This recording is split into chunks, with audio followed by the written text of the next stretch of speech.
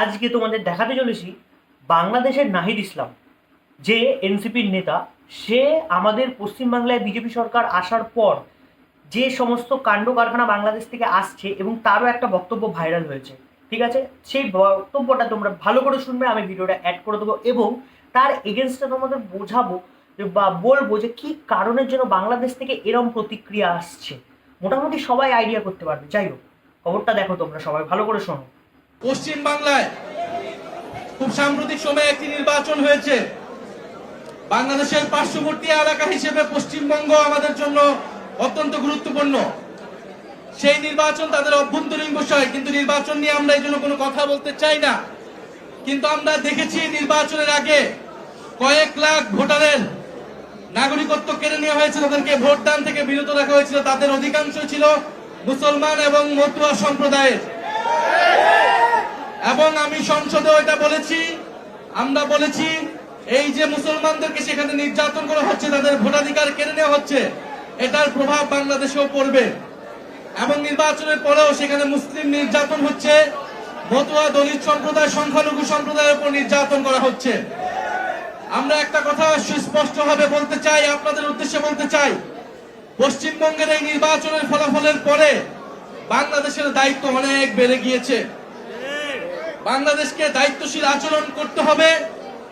বাংলাদেশের স্বাধীনতা, সার্বভৌমত্ব, এদেশের হিন্দু, মুসলমান, বৌদ্ধ, খ্রিস্টান সকলের নিরাপত্তা এবং নাগরিক অধিকার নিশ্চিতের দায়িত্ব আমাদেরকে নিতে হবে। এবং আমাদের শত্রুপক্ষ যারা বাংলাদেশ বিরোধী, বাংলাদেশের স্বার্থ বিরোধী, তারা নানা উস্কানি দিবে, নানা সাম্প্রদায়িকতা ছড়ানোর চেষ্টা করবে, তারা নানা প্রপাগান্ডা করবে। আমাদেরকে এই বিষয়ে সচেতন থাকতে হবে। আমরা এটা দেখিয়ে দিব, দক্ষিণ এশিয়ায় সংখ্যালঘুদের জন্য সবচেয়ে নিরাপদ স্থানটি হবে এই বাংলাদেশ। শুনলে বক্তব্যটা? বাংলাদেশের নাহিদ ইসলাম বলছে যে আমাদের দেশে যে এসআইআর হয়েছে, এসআইআরের ফলে যে মুসলমানদের নাম কাটা গেছে এবং মতুয়া সম্প্রদায়ের ধর্মের লোকেদের নাম কাটা গেছে, তারা বলছে যে এগুলো বিজেপির একটা এক্সট্রিমিস্ট আইডিওলজি। আচ্ছা, তাই? সত্যি কি তাই? প্রথমত, যদি মতুয়া সম্প্রদায় নিয়ে তোমাদের এত ভাবতে হবে না, কারণ মতুয়া সম্প্রদায়ের যারা রয়েছে তাদের ওপর অত্যাচার হয়েছে বলেই তারা এখানে আসতে বাধ্য হয়েছে।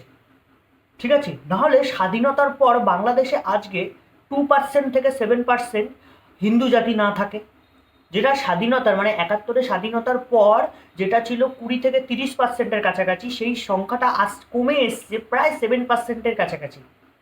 ঠিক আছে, আর সব থেকে বড় বিষয়, যে মুসলমানদের নাম কাটা গেছে বা যেই বিশেষ সম্প্রদায়ের নাম কাটা গেছে, তারা হচ্ছে বাংলাদেশি রোহিঙ্গিয়া। রোহিঙ্গিয়া আমাদের দেশে আমরা রাখবো না। কারণ কেন? কারণ এই রোহিঙ্গিয়ারা আমাদের দেশে যে রেজিস্টার কেসগুলো আছে, যারা ক্রাইম করছে, বেশিরভাগ বাংলাদেশি। 3000-এর ওপরও এমন কেস এসছে যারা বাংলাদেশি, মানে 100টার মধ্যে প্রায় 70 থেকে 75% যে মানুষ ধরা পড়ছে তারা হচ্ছে এই ইললিগাল বাংলাদেশি। বাংলাদেশের সরকারের সাথে ভারত সরকার কনসাল্ট করেছিল, একটা চুক্তি হয়েছিল, কিন্তু বাংলাদেশের সরকার সেটাই চুক্তিটাকে সিরিয়াসলি ভাবে নিচ্ছে না। তো এখানে কি হয়েছে, বিজেপি সরকার আসার পরে বাংলাদেশের আর পাকিস্তানের মাথায় চাপ পড়ে গেছে। কারণ এখানে যে আগের গভর্নমেন্ট ছিল, সে এই সমস্ত কাজগুলোকে সিরিয়াসলি ভাবে নিচ্ছিল না। সেই কারণের জন্য কিন্তু এই ইললিগাল বাংলাদেশি আমাদের দেশে ভরে গেছিল। মেন এন্ট্রি পয়েন্ট ছিল ওয়েস্ট বেঙ্গল, আসাম থেকেও ইনফিল্ট্রেট হতো, কিন্তু মেন এন্ট্রি পয়েন্ট ছিল এই বাংলাদেশিদের, সেটা হচ্ছে গিয়ে আমাদের ওয়েস্ট বেঙ্গল। ওয়েস্ট বেঙ্গল থেকে এন্ট্রি নিয়ে এরা আমাদের বিভিন্ন জায়গায় ছড়িয়ে পড়তো, বিভিন্ন রাজ্যে, এবং সেখানে ক্রাইম করতো। এমনও হয়েছে বিদেশে যে মামলাগুলো ধরা পড়ছে যে ইন্ডিয়ান পাসপোর্টে, সেখানে বেশিরভাগ প্রায় 50 থেকে 60% এই ইললিগাল বাংলাদেশি, যারা ইললিগালভাবে পাসপোর্ট, ইন্ডিয়ান পাসপোর্ট নিয়ে তারা বিদেশে গিয়ে ক্রাইম করছে, এমনও কেস ধরা পড়েছে।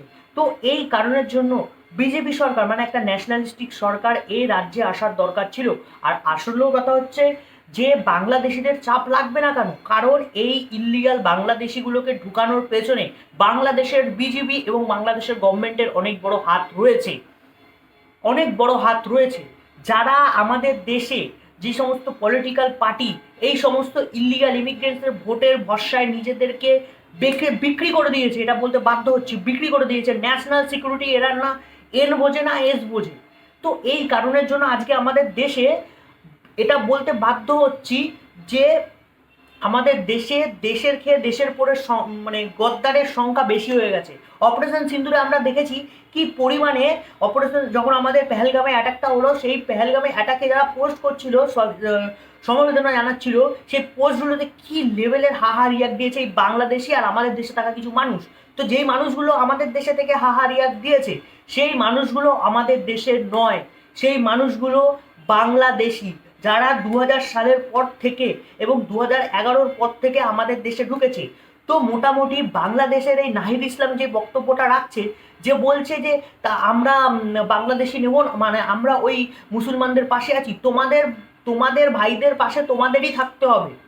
ইল্লিগাল ইমিগ্রেন্টস তো তোমাদের দেশের লোকের পাশে তোমরা যদি না থাকো তাহলে কে দাঁড়াবে? আর আসি মতুয়া সম্প্রদায়ের কথা।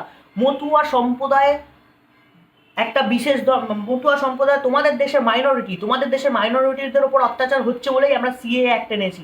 মতুয়া সম্প্রদায়ের চিন্তা তোমাদের করতে হবে না।